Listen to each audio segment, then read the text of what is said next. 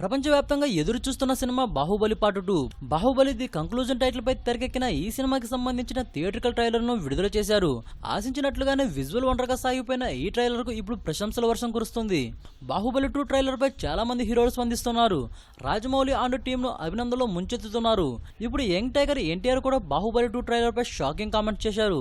Social మీడియాలో అరుదుగా స్పందించే ఎన్టీఆర్ కనీసం తన మూవీ ప్రారంభంపై కూడా ట్వీట్ వేయని జూనియర్ ఎన్టీఆర్ బాహుబలి 2 ట్రైలర్ పై పోస్ట్ చేయడం అందరినీ ఆకట్టుకుంది.